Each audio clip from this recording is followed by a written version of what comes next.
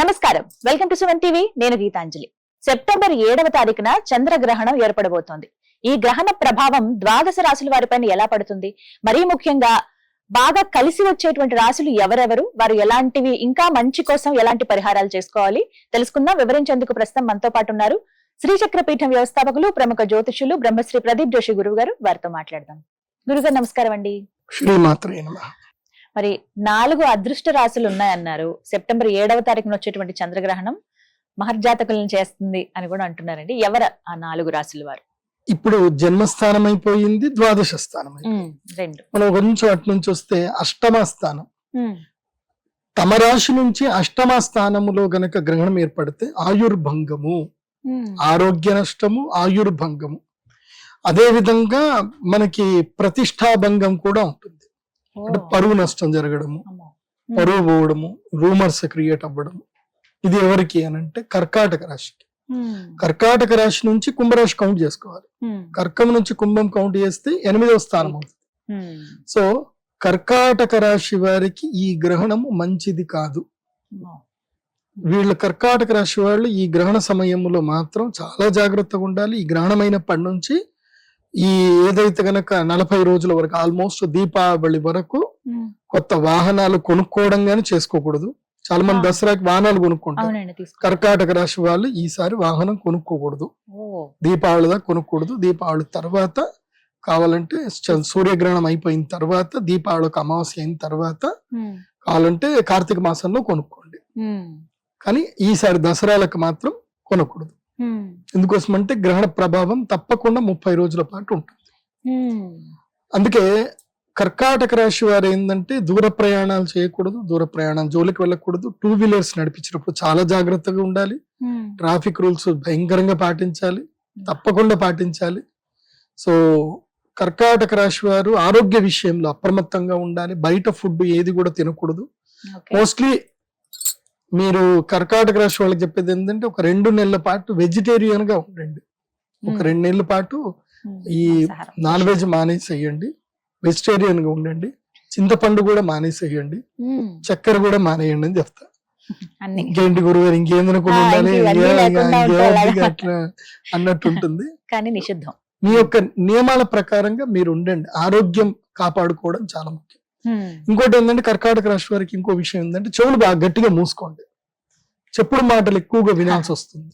చెప్పుడు మాటలతోటి జీవితం పాడు చేసుకుంటారు. అష్టమ స్థానం అంటే ఆయుష్ స్థానం. ఇప్పుడు మనం మంచిగానే ఉంటాం, మనకి ఏం జరిగింది ఉండదు, మనం ఏం తప్పు కూడా చేసి ఉన్నాం. కాకపోతే రూమర్స్ క్రియేట్ చేస్తారు. రూమర్స్ క్రియేట్ చేసి మన మీద లేనిపోని అభాండాలు చెప్పి మనల్ని ఇబ్బంది పెడతారు. సో ప్రతిష్టాభంగం కూడా జరుగుతుంది. కాబట్టి ఏది పట్టించుకోవద్దు. నీ సంతోషము నీ ఆస్తి, నీ ఆనందము నీ ఆస్తి. అది ఎవరు దాన్ని నాశనం చేయరు. Unless you entertain them. నువ్వు వాళ్ళని ఎంటర్టైన్ చేసే తప్ప నీ సంతోషం పోదు. నీ సంతోషం నీ దగ్గరనే ఉంటుంది. నువ్వు సంతోషంగా ఉండాలా దుఃఖంగా ఉండాలనేది అది నీ చాయిస్.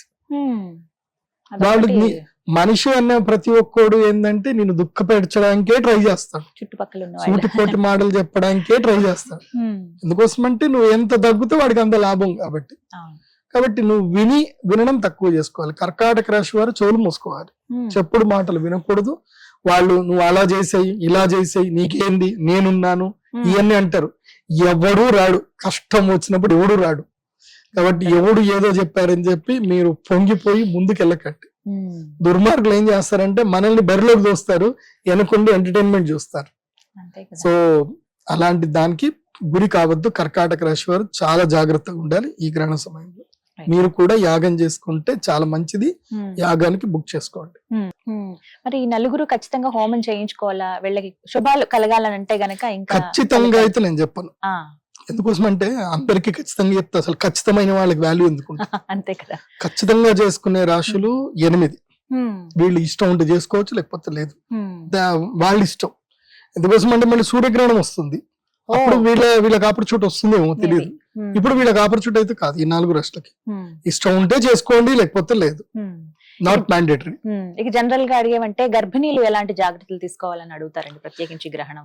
ఈసారి అయితే మనకి గ్రహణం కనిపిస్తుంది కాబట్టి గర్భిణీ స్త్రీలు ఎట్టి పరిస్థితుల్లో అప్రమత్తంగా ఉండాల్సిందే. వీళ్ళు ఏంటంటే కనుక ఎవరైనా సరే అందరికీ ఫస్ట్ నియమాలు ఏంటంటే ఈ గ్రహణ సమయంలో పట్టు విడుపులు ఉంటాయి కాబట్టి సాయంత్రము సూర్యాస్తమం అయ్యే లోపలనే అందరూ భోజనాలు కంప్లీట్ చేసేసుకోవాలి, పాత్రలన్నీ కడిగేసి పక్కన పెట్టేసుకోవాలి. ఆవకాయల మీద, జాడీల మీద, ఏమన్నా ఆహార పదార్థాల మీద ఏమన్నా దర్బలు వేసుకునేది ఉంటే 6 గంటల లోపలనే వేసేసుకోవాలి. దేవాలయాలు కూడా మూసేది ఉంటే ఉదయమే 12 గంటల లోపలనే దేవాలయాలు మూసేయాలి. గ్రహణ వేదం ముందే ప్రారంభం అవుతుంది కాబట్టి సెప్టెంబర్ 7వ తారీఖు ఉదయం నుంచే గ్రహణ దేవాలయాలు అయితే మూసేయాలి. నాకు తెలిసి తిరుమల తిరుపతి దేవస్థానం కూడా సెప్టెంబర్ 7వ తారీఖు ఉదయం పూజ చేసేసి 9 గంటలకే మూసేస్తారని నేను అనుకుంటున్నాను. ఉదయం 8-9 గంటల వరకు మూసేస్తారు. గ్రహణ వేద 12 గంటల ముందు నుంచే ప్రారంభం అవుతుంది కాబట్టి ఉదయం మూసేస్తారు. తర్వాత భోజనాలు ఇప్పుడు గర్భిణీ స్త్రీలు ఒకవేళ భోజనం ఏమైనా చేద్దాం అనుకుంటే ఏం లేదండి, అరటి పండ్లు, దానిమ్మ పళ్ళు, అదే విధంగా కాశ్మీర ఫలం అంటే సేబులు, యాపిల్, సపోటాలు, నారింజ పళ్ళు, ఏవైనా సరే పళ్ళన్నీ కూడా తీసి మీ దగ్గర పెట్టుకోండి. పళ్ళు పెట్టుకోండి. భోజనాలు ఏమైనా చేసేది ఉంటే 6 గంటల ముందే భోజనాలు కంప్లీట్ చేసేసుకోవాలి. ఇక ఇంటికి మొత్తం ఆచ్ఛాదనం చేసుకోవాలి. ఇంట్లో ఇక్కడ వెలుగు రాకుండా చూసుకోవాలి. ఒక ఆవు నెయ్యిలో పువ్వొత్తి పెట్టుకోవాలి, మంచి పెద్దది. పువ్వొత్తి అంటే ఏంటంటే ఒక కర్చీప్ లాంటిది, ఒక square 2 inch by 2 inch 4 inch ఒక చిన్న క్లాత్ తీసుకొని, కాటన్ క్లాత్ తీసుకొని దాని మధ్యలో బియ్యం వేసి దానికి చక్కగా చుట్టి కట్టేసి ఒక దీపం లాగా చేయాలి. దాన్ని కింద ఇంత బరువు ఉండాలి, దీపం లాగా చేయాలి. చేసి దాన్ని ఒక కుండ దీపం ఏదైతే ఉంటుందో అది తీసుకొని అందులోపల ఆవు నెయ్యి నింపి దాని మధ్యలో పెట్టి చక్కగా తడిపి ఆ దీపం వెలిగించాలి. అంటే దీపం కొంచెం జ్యోతి పెద్దగా ఉండాలి. చాలా మంది దీపం అంటే బుడ్డ దీపం వెలిగిస్తారు, అట్లా ఉండకూడదు. జ్యోతి ఉండాలి మంచిగా. గర్భిణీ స్త్రీకి 6 అడుగుల దూరంలో ఉండాలి. సో మంచిగా సేఫ్ ప్లేస్ చూసి అక్కడ దీపం పెడితే ఇంకా అక్కడికి ఎలాంటి అతి నీళ్ళ లోకి కిరణాలు లేవు. ఆవు నెయ్యి దీపానికి ఆ శక్తి ఉంది. సో ఎలాంటి నెగిటివ్ రావాలి అనుకున్నా ఆ దీపం యొక్క వెలుగు ఆరాకి అవి ఎంటర్ అవ్వవు. ఆ బ్యాక్టీరియాస్ ఏవి చెడు బ్యాక్టీరియాస్ ఉన్నాయి ఎంటర్ అవ్వవు. సో గర్భిణీ స్త్రీలు ఏంటంటే మెయిన్ గా కర్ణ పిశాచిని తీసి దూరం పట్టేయాలి. కర్ణ పిశాచి మీ దగ్గర ఉండకూడదు.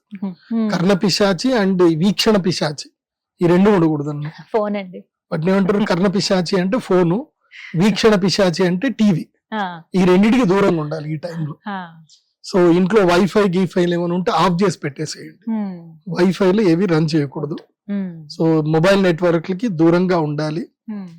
సో హాయిగా పడుకోవాలి. చక్కగా ఇంట్లో భాగవత కథం గాని కథలు చెప్పుకోండి, మాట్లాడుకోండి, కృష్ణ కథలు చెప్పుకోండి, విష్ణువుకి సంబంధించిన కథలు చెప్పుకోండి. సో చక్కగా పడుకోవాలి. ఎడమ వైపు గాని కుడి వైపు గాని తిరిగి పడుకోవాలి. ఎప్పుడు తిరిగి పడుకున్నా అరచేయి మాత్రం గర్భం మీదనే ఉండాలి. అరచేయి గర్భం మీద ఉండాలి. మనస్సులో, బయటకు కాదు, మనస్సులో విష్ణునామ స్మరణ ఉండాలి. నారాయణ నారాయణ నారాయణ అని ఆ మంత్రం ఉండాలి. ఒకవేళ మీకు విష్ణు సహస్రనామం వస్తే ఈ మంత్రం మొత్తం జపం చేస్తూనే ఉండాలి గ్రహణ సమయంలో. ఏ మంత్రం అంటే వనమాలి గదీశాంకి శంఖీ చక్రీ చనందకి శ్రీమాన్ నారాయణో విష్ణుర్ వాసుదేవోభిరక్షతు. ఈ దివ్య మంత్రము చదువుతూనే ఉండాలి. లేదా ఈ మంత్రం రాలేదు ఇంకొక మంత్రం ఉంటుంది. శ్రీరామ రామ రామీతి రమే రామి మనోరమే సహస్రనామ తత్తుల్యం రామనామ వరాననే. ఈ మంత్రం, ఈ 2 దివ్య మంత్రాలు గర్భిణీ స్త్రీ మధ్యలో మంత్రం చదువుకుంటూ ఉండాలి. మీకు ఏ మంత్రము రాదు అన్న రామనామ మంత్రము చాలా శక్తివంతమైన మంత్రం. రామ్ రామ్ రామ రామ రామ అనుకుంటున్నా చాలు. శ్రీరామ జయ రామ జయ జయ రామ ఈ దివ్య మంత్రం చదువుకున్నా చాలు. ఇలా అంటున్నాను ఏమనుకోకూడదు. గ్రహణ సమయంలో శివనామ స్మరణ చేయవచ్చు కానీ గర్భిణీ స్త్రీలు చేయకండి. చేయకూడదండి. ఏం కాదు, చెయ్యొచ్చు. కాకపోతే ఏంటంటే ఆ శక్తి వేరే ఉంటుంది. శివుడు అంటే భోళాశంకరుడు కాబట్టి ఇప్పుడు ఈ గ్రహణానికి విష్ణునామ స్మరణ శ్రేష్టం. విష్ణు రక్షకుడు, శివుడు లయకారకుడు, శివుడు ఉగ్ర స్వరూపం. ఇప్పుడు గ్రహణ సమయంలో ఉగ్ర స్వరూపం మనకి చింతన వద్దు, కానీ శివుడు కూడా అంత గొప్పవాడే, నేను లేదని చెప్పను. కాకపోతే ఏంటంటే అంతే సమయాన్ని బట్టి తారతమ్య భేదాలు కొన్ని ఉంటాయి, కొన్ని చోట్ల కొన్ని ఉంటాయి. మనకి సర్జన్ ఎక్కడ అవసరమో అక్కడనే సర్జన్ అవసరము, జనరల్ ఫిజిషియన్ ఎక్కడ అవసరం అక్కడ జనరల్ ఫిజిషియన్ చాలు మనకి. అంతే కదా. సో మనకి ఇప్పుడు సర్జన్ అక్కర్లేదు కాబట్టి నారాయణ స్మరణ చేసుకోండి సరిపోతుంది. ఒకవేళ శ్రీచక్ర స్ఫటికలింగం మీద ఉంటే దగ్గర పెట్టుకోండి, ఏం కాదు, మంచిది, అది రక్షణ ఇస్తుంది. ఎవరైనా శైవ సిద్ధాంతం పాటించేటువంటి వాళ్ళు ఎవరైనా ఉంటే చేసుకోండి, శివనామస్మరణ చేసుకోవచ్చు. ఇది ఒకటి. రెండవది ఏంటంటే మంచినీళ్లు, ఇది చాలా ప్రధానం. చాలా మంది ఏంటంటే మంచినీళ్ళు ప్లాస్టిక్ బాటిల్లో పెట్టుకుంటారు. గ్రహణ సమయంలో ప్లాస్టిక్ బాటిల్లో నీళ్లు పెట్టకండి. గ్రహణ సమయంలో ఇత్తడి చెంబులో నీళ్లు పెట్టుకోవాలి, స్టీల్ చెంబులో కూడా పెట్టుకోకూడదు. ఇత్తడి చెంబు లేదా రాగి చెంబులోని నీళ్లు పెట్టుకోవాలి. అందులోపల ఒక బిల్వ పత్రం ఒక తులసి దళం వేసి ఉంచుకోండి, అయితేనే ఆ నీరు దోషపూరితం కాదు, లేదంటే దోషపూరితం అయిపోతుంది. అండ్ గ్రహణ సమయంలో పాలు పాల పదార్థాలు ఏవి తినకూడదు, కోవా బజ్జీలు ఇవేవి తినకూడదు. ఇంకా ఈవెన్ నువ్వు గర్భిణీ స్త్రీ అయినా సరే, నువ్వు రోగభూయిష్టం అయినా సరే, నువ్వు ఆ సమయం లోపల ఉడికించిన ఆహార పదార్థాలు ఏవి తినకూడదు. గర్భిణీ స్త్రీ ఒకవేళ ఆకలి అవుతుంది రాత్రంతా, మనకేం పట్టట్లేదు, ఈ ఎప్పుడైపోతుంది గ్రహణం అన్నట్లు ఉంటే గనక చక్కగా పళ్ళు తినండి. మీ కడుపు నిండా ఎన్ని పళ్ళు కావాలంటే అన్ని పండ్లు తినండి. కాకపోతే ఉడికిచ్చిన పదార్థాలు ఏవి తినకూడదు. నాకు మూడొచ్చింది నేను మ్యాగీ వేసుకుంటాను, ఏం తినకూడదు, బాగా గుర్తుపెట్టుకోండి. మ్యాగీ అస్సలు తినకూడదు. ఎందుకోసం అంటే గ్రహణము నువ్వు సర్పస్వరూపాన్ని తిన్నా అది నీకు వేదగానే ఉంటుంది. చాలా మందికి ఈ గ్రహణ వేద పాటించరు. నేను చాలా మందికి చెప్తాను, మీరు ఇది చూసుకోండి. ఈ వీడియో చూస్తున్న వాళ్ళందరూ చెప్పేది ఏంటంటే, మీ జాతక చక్రములో మీ యొక్క జాతకంలో రాహువు చంద్రువుతో ఉన్న చంద్రగ్రహం ఎక్కడుందో చూసుకోండి. జాతక చక్రంలో లగ్న కుండలి, మిగతా ఏ కుండలి కాదు, లగ్న కుండలి. లగ్న కుండలిలో చంద్రుడు రాహువుతో ఉన్నా కేతువుతో ఉన్నా ఆటోమేటిక్ గా సూర్యుడు రాహుతోటో కేతువుతోటో ఉంటాడు. సో సూర్య చంద్రులు ఇద్దరు కూడా రాహుకేతువులతో ఉంటే గనక మీరు గ్రహణ వేదలో పుట్టారు అని అర్థం, గుర్తుపెట్టుకోండి. మీరు పుట్టే సమయానికి మీ లగ్న కుండలిలో చంద్రరాహు చంద్రకేతు ఉంటే ఆటోమేటిక్ గా రవిరాహు రవికేతు యుతి ఉంటుంది. అది ఉంది అనంటే మీరు గ్రహణ వేదలో పుట్టారు అని అర్థం. కాబట్టి మీరు ఆ గ్రహణ వేదలో పుడితే ఈ చంద్రగ్రహణానికి మీరు రావాలి, ప్రత్యేకంగా పూజలు చేయించుకోవాలి. ఈసారి చంద్రగ్రహణానికి ఉన్న ప్రత్యేకత ఏమిటంటే, మేము ఇస్తున్న ప్రత్యేకమైన గిఫ్ట్ ఏంటంటే చంద్రామృత శివలింగం ఇస్తున్నాం. ఇది చాలా రేర్ స్టోన్ అన్నమాట. చంద్ర అమృత శివలింగం ఇది అక్కడ దొరకదు, ఇది నా దగ్గర మాత్రం ఉంటుంది. నేను ప్రత్యేకంగా తయారు చేయించాను. ఇప్పుడే ఆల్రెడీ ఆర్డర్ ఇచ్చేసాను. 250 శివలింగాలు ఆర్డర్ ఇచ్చాను, నేను రెడీ అయిపోతున్నాయి. కేవలం 250 మందికి మాత్రమే చంద్ర అమృత శివలింగాలు ఇస్తాను. గ్రహణ సమయంలో ఈ చంద్రామృత శివలింగాన్ని ప్రసాదంగా తీసుకోవాలి. గ్రహణం టైంలో మాత్రమే తీసుకోవాలి, వేరే టైంలో తీసుకున్నా పెద్దగా యూజ్ ఉండదు. అప్పుడు మేమైతే పూజ చేసి పెడతాం, తర్వాత కావాలంటే మీకు అదృష్టం ఉంటే తీసుకోవచ్చు. ఉంటే ఎందుకోసం అంటే అవి స్టాక్ దొరకవు. 250 మాత్రమే చంద్రామృత శివలింగాలు చాలా ప్రత్యేకంగా ఉంటాయి. అది ఎలా ఉంటుందంటే దాని ప్రత్యేకత ఏంటంటే, దాన్ని మీరు సూర్యుడు వెలుగులో పెట్టి లోపల నుంచి చూస్తే అందులోపల ఇంద్రధనస్సు రంగులు కనిపిస్తాయి. దానిలో ఆ శివలింగం యొక్క ప్రత్యేకత అది చాలా రేర్ ప్రోడక్ట్ అన్నమాట. సో ఈసారి మేము కమర్షియలైజ్ కాకుండా అందరి కోసం ఇస్తున్నాం. ఎందుకోసం అంటే ఈ చంద్రామృత శివలింగం గనక ఉంటే గనక మీరు అభిషేకం చేసుకుంటే, ప్రతిరోజు ఇంట్లో పెట్టుకుని అభిషేకం చేసుకొని ఆ నీళ్లు తాగారనుకోండి, రోగబాధ ఉండదు. కాకపోతే వర్షం నీటితోటి చేసుకోవాలి.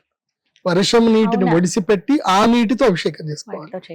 అంటే మేఘాల నుంచి డైరెక్ట్ వచ్చిన నీళ్లే పనికి వస్తాయి దానికి. భూమిని అంటిన నీళ్లు పనిచేయవు. ఇప్పుడు భూమిని అంటడం అంటే భూమి లోపలికి ఇనికిపోయి కొంచెం స్టోర్ అయినవి పనిచేయవు.